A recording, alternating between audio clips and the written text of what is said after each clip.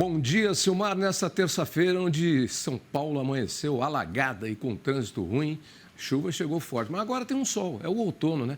À tarde deve desabar outro temporal aí. Olha aí as imagens que temos do complexo ali, da Avenida Sumaré, Doutor Arnaldo, né? Bom dia, Silmar. Muito bom dia, Otávio. Bom dia aos nossos amigos do Terra Viva. Previsão temporal com ventos fortes agora à tarde também. Tem gente que eu conheço que já está em Curitiba, embarcou cedinho para cá e ainda conseguiu embarcar, porque não tivemos nenhum voo cancelado em São Paulo, mas tivemos 3 atrasos. Mas já me ligaram de lá, era 8h30 da manhã e foram cedinho para lá, a gente trabalhando lá, estava caindo um aguaceiro lá em Curitiba. E no Rio Grande do Sul também tem chuva, bendita chuva, né? Como é que caminham as nossas commodities hoje? Tavinho, vamos começar pelo mercado financeiro aqui. O dólar voltou a subir, está subindo bem até agora, 0,8%, R$ 4,98 a cotação da moeda americana. O índice Bovespa, mercado de ações, com uma pequena queda de 0,1%. Petróleo em queda no mercado internacional, ontem já tinha caído um pouquinho, nesse momento mais um pouco, 0,9%. Aquele petróleo que é referência para o nosso está em torno de $84 o barril. Mercado de commodities agrícolas, grãos como soja e trigo em alta. A soja, que aliás é uma notícia boa aqui também. Saiu hoje o PIB da China, divulgado agora pela manhã, ficou acima da expectativa. Crescimento do PIB no primeiro trimestre lá na China cresceu 4,5%, surpreendeu os analistas que esperavam no máximo 4%, que já seria um grande avanço, depois do desempenho muito fraco do ano passado. China, no ano passado, a segunda maior economia do mundo, cresceu apenas 3%, muito fora dos padrões chineses de 6, 7% ao ano de crescimento, claro, por conta ainda dos impactos da pandemia. E a China está se recuperando bastante rapidamente dos efeitos da pandemia, reabriu toda a economia a partir de janeiro desse ano, os resultados estão aparecendo aí com esse crescimento muito positivo do PIB chinês.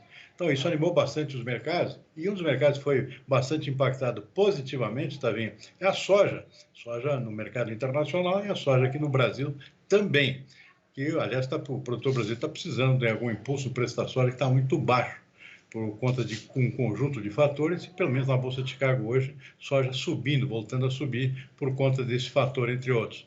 Soja, portanto, agora há pouco, um alta de 0,2%. O milho, ao contrário, ainda cai, 0,5%. Trigo subindo, pouquinho, mas está subindo, está firme, 0,1% nesse momento, porque continuam as preocupações lá com o fecha ou não fecha, lá daquele corredor de exportação da Ucrânia. Os russos estão na moita aqui, não disseram nada até agora, se vão renovar esse acordo, se não vão, então deixa tudo inseguro aqui, e particularmente o trigo é o mais afetado, já que é uma região importante exportadora de trigo lá, essa região da Ucrânia. Na Bolsa de Nova York, o algodão sobe de novo, 0,9%, suco laranja também com alta, 1 ponto percentual. Na contramão, depois de boas altas nos últimos dias, inclusive ontem, o café e o açúcar estão caindo um pouquinho nesta terça-feira. Tá vendo? Café cai 1% na Bolsa de Nova York, açúcar menos 1,2%. E aqui no nosso mercado futuro da B3 de São Paulo, destaque infelizmente negativo para o boi gordo, que volta a cair, 0,3% no mercado futuro neste momento, refletindo também a situação lá no campo, lá no interior, onde o preço do boi não reage. Esse é o retrato do mercado nesse momento também. Você comentou aí que o PIB da China do trimestre cresceu 4,5%, e a gente vai empacando aqui com a nossa economia, né? Mas as declarações dos nossos presidentes vão sempre repercutindo internacionalmente enquanto a gente vai empacando aí. O que saiu era comentado por algumas coisas que falavam, que entrou também agora se metendo na questão da Rússia e da Ucrânia, não é? Enquanto isso, a China vai trabalhando, né? A China vai trabalhando. Essas manifestações do presidente Lula foram muito mal recebidas, especialmente nos Estados Unidos e na Europa. Houve posicionamento até oficial do governo americano repudiando essas declarações, estranhando bastante essas declarações. Eu diria até, não sou um tanto a favor disso ou daquilo, a favor da Rússia contra a Ucrânia. Eu acho que nem é bem isso. Eu acho que tem uma ponta também de uma certa ingenuidade aí do presidente Lula, e com relação ao histórico desses países. Você mencionou bem, eu acho, no início do programa, questão de coisas antigas, né, que provocam esse tipo de relações estremecidas. Então, não é uma questão superficial, né? E também não faz menor sentido essa declaração do presidente que a Ucrânia deve se acomodar e ceder lá uma parte do território para a Rússia para acabar logo com a guerra. É um negócio que chamou muita atenção pelo excesso de ingenuidade, né, Tavinho? Então, a gente não entende. Então, faz o seguinte, vamos dar um pedaço da Amazônia, então, para a Rússia. Ô, Rússia, você quer um pedaço da Amazônia? E deixa a Ucrânia em paz lá? Ou para a Ucrânia dá um pedaço, a gente dá um pedaço da Amazônia aqui. Sabe, eu acho que briga de marido e mulher, ninguém tem que meter a colher, entendeu? Acaba sobrando para quem não tem.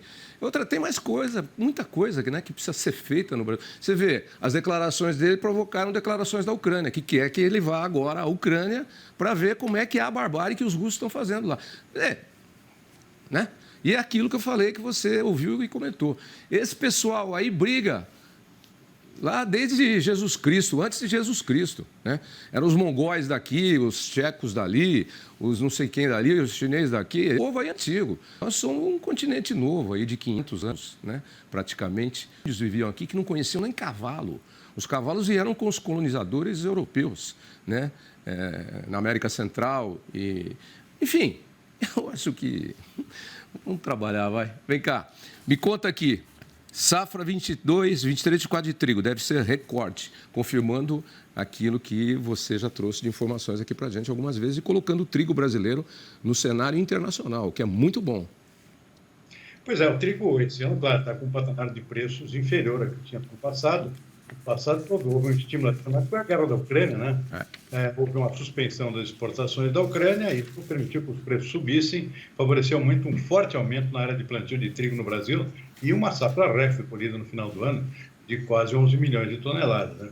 Esse ano a situação é um pouquinho diferente, os preços estão mais baixos, mas tem um ponto favorável aqui que chama a atenção do produtor, é que os custos também estão mais baixos esse ano. Então, isso dá uma reequilibrada aqui, a situação permanece favorável para uma nova expansão do trigo brasileiro.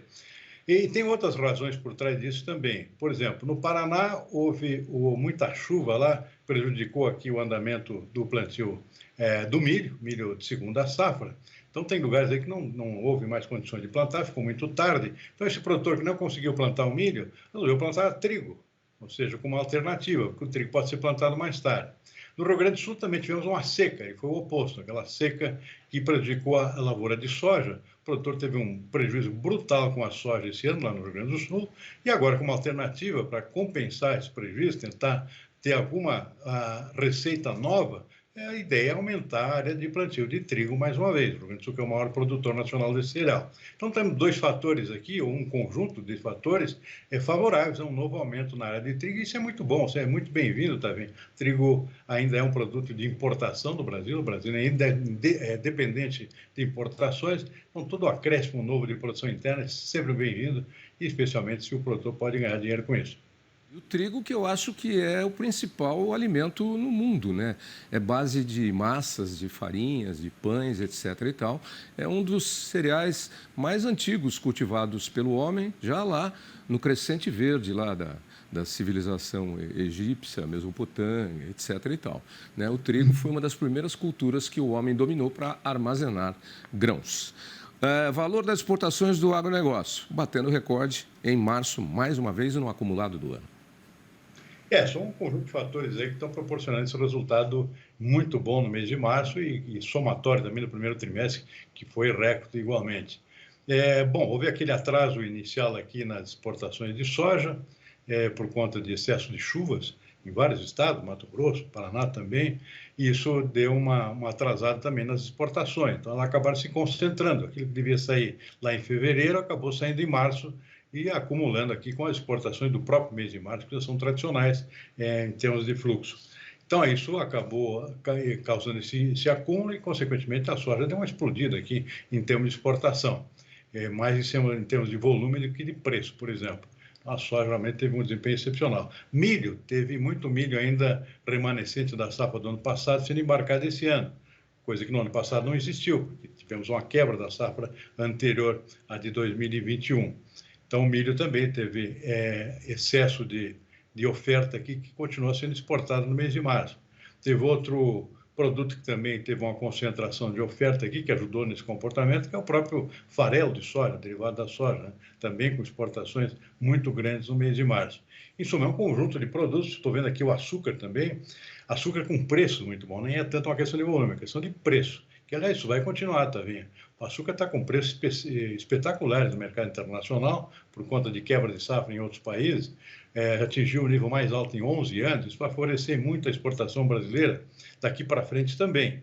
O açúcar foi um destaque agora no mês de março e vai continuar sendo assim a partir de abril também. Carne de frango também está indo bem, a demanda está forte, os preços nem tanto, mas a demanda por frango brasileiro está muito forte no mercado internacional, até por conta de menor concorrência em outros países, e o Brasil está bombando, portanto, também nesse mercado. Então, são esses 5 produtos que puxaram esse comportamento de uma forma espetacular agora no mês de março. Abril talvez não vai ser tão espetacular assim, mas o Brasil vai continuar vendendo muito bem, com resultados excelentes, porque agora começa a entrar açúcar para valer, a safra já está começando, além de muita soja que tem para exportar ainda nesse primeiro semestre. E no segundo semestre, muito milho, que a gente espera que venha a ser exportado também, além de algodão e outros produtos da pauta brasileira, Tavinho. Estou aqui agora porque é um problema social, mas é um problema de bagunça e de baderna, que nós condenamos e somos contra, principalmente aqueles que atingem diretamente o nosso setor, que é o setor da produção de alimentos, o setor do agronegócio.